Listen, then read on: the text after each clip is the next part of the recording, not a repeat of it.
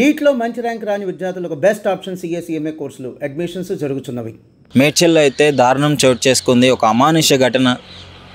పాపం వివాహిత నైటు గొంతు పిసికి చంపడం జరిగింది. వాళ్ళ కట్టుకున్న భర్తే. సో ఏం జరిగిందని వివరాల్లోకి వెళ్తే, వాళ్ళకి పెళ్ళయి సంవత్సరం దాటింది. సంవత్సరం దాటిన తర్వాత ఒక 2 సంవత్సరాలు ఆ మధ్యలో అవ్వస్తుంది. ఒక 6 నెలల బిడ్డ కూడా పుట్టింది. 6 నెలలు ఉంటుంది. 5 నెలల వాటికి ఇంట్లోనే ఉండి పాపం పుట్టింటి కాడ నుంచి అదే నెలలో రావడం జరిగింది. 6వ నెలకి వచ్చిన వెంటనే నెలలోపే ఇలాంటి వార్త వినాల్సి వచ్చింది. ఆమె పాపం కన్న తల్లి తట్టుకోలేక కన్నీరు మున్నీరు అయిపోతుంది. సో దుఃఖ సముద్రంలో మునిగిపోయింది. 6 నెలల పసికందు పాపం నైట్ అంతా ఏడుస్తూనే ఉంది. మిడ్ నైట్ ఆమె డీప్ స్లీప్లోకి వెళ్ళిపోయినప్పుడు భర్త రాంబాబు అతి కిరాతకంగా గొంతు బిసికి చంపాడు. అంటే 6 నెలల పాపం ఆమెకి ఓపిక ఉండదు, అరిచే టైం కూడా ఇవ్వలేదు. చుట్టుపక్కల వాళ్ళు కూడా ఎవరూ రెస్పాండ్ అవ్వలేదు. పాపం సౌండ్ కూడా రాలేదు.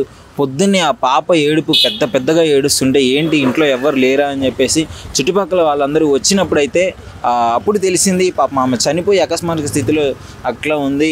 పోలీస్ వాళ్ళకు కూడా ఇన్ఫామ్ చేశారు. సో అప్పటికే కన్ఫర్మ్ చేసుకున్నారు ఆమె చనిపోయింది అని చెప్పేసి.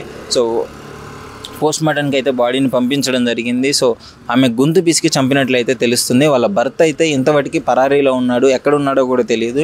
ఫోన్ చేస్తే మొబైల్ స్విచ్ ఆఫ్ అని వస్తుంది. సో ఖచ్చితంగా వాళ్ళ భర్తే ఇది చేసి ఉంటాడని అంటుంది. గత కొద్ది కాలంగా వాళ్ళకి ఆ ఫ్యామిలీలో గొడవలు జరుగుతూనే ఉన్నాయంట. కొంచెము భర్తకి బాగా అనుమానం ఉంది అని కూడా ఫోన్ చేసి వాళ్ళ కన్న తల్లికి చెప్పుకొని ఏడ్చిన పరిస్థితులు కూడా ఉన్నాయంట. కన్న తల్లి చెప్పడం జరుగుతుంది. ఏంటి అంటే, గత కొద్ది కాలంగా నన్ను హింసిస్తున్నాడు, నాకు మంచిగా ఉండట్లేదు. అంటే పెళ్ళికి ముందు ఒకలా ఉన్నాడు, పెళ్ళి తర్వాత ఒకలా ఉన్నాడు, పెళ్ళైన బిడ్డ పుట్టిన తర్వాత మొత్తం మారిపోయాడు, పెళ్ళైన తర్వాత అంతా బాగానే ఉంది, చాలా బాగా చూసుకున్నాడు. ఎప్పుడైతే బిడ్డ పుట్టిన తర్వాత ఆయన బిహేవియర్లో మార్పు వచ్చింది, నా మీద ఎక్కువగా అనుమానించడం స్టార్ట్ చేస్తున్నాడు అని చెప్పేసి కన్నతల్లికి చెప్పుకొని బాధపడింది. తల్లి ఏదో విధంగా సర్ది చెప్పి అత్తగారింటికి పంపించడం జరిగింది. పంపించిన తర్వాత పాపం ఇలాంటి ఘోరం జరుగుతుందని చెప్పేసి ఆమె కల్లో కూడా అనుకోలేదు. వచ్చిన నెలకే కన్న కూతురు చనిపోవడం జరిగింది. అంటే ఒక పసి బిడ్డ వదిలేసి కన్న తండ్రికి ఎంత కర్కశంగా బిహేవ్ చేశాడు అంటే, చిన్న పాప అదే 6 నెలల పాప ఏడుస్తూ ఉంది. నైట్ అంతా ఏడుస్తూనే ఉంది. వాళ్ళ తల్లి చనిపోయిన కాడ నుంచి ఆకలితో అలమటించిపోతుంది. ఆ అరుపులు విని చుట్టుపక్కల వాళ్ళు వచ్చారంటే మీరు అర్థం చేసుకోండి.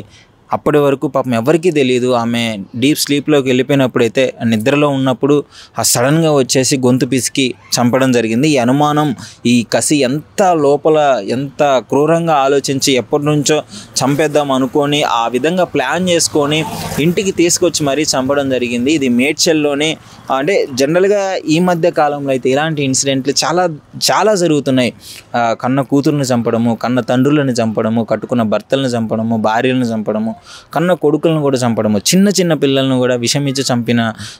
ఎందుకు ఈ సమాజం ఈ విధంగా తయారవుతుంది, ఈ విధంగా ఎందుకు మారుతుందో అర్థం కావట్లేదు. ప్రతి ఒక్కరికి ప్యాషన్ అయిపోయింది.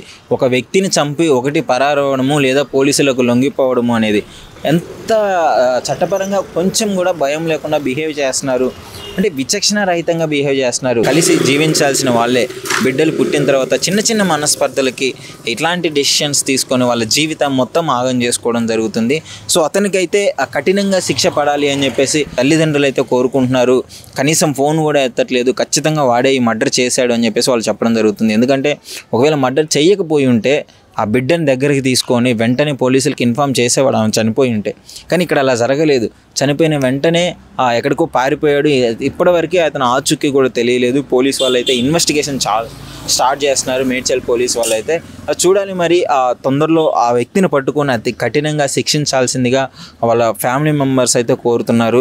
సో మీరు కూడా కామెంట్ చేయండి. ఎందుకు అసలు ఈ రోజుల్లో ఈ విధంగా మారుతున్నారు, మనుషులు మృగాల్లా ప్రవర్తిస్తున్నారు.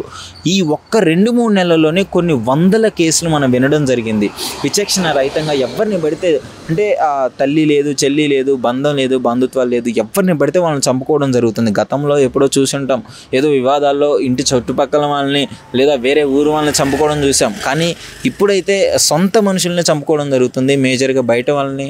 ఆ హత్యలు ఎందుకు ఈ విధంగా? చట్టం అంటే భయం లేకనా, లేదంటే చట్టం మీద అవగాహన లేకనా, ఎందుకు అర్థం కావట్లేదు. మీ అభిప్రాయం ఏంటో కామెంట్ రూపంలో డెఫినెట్లీ తెలియజేయమని.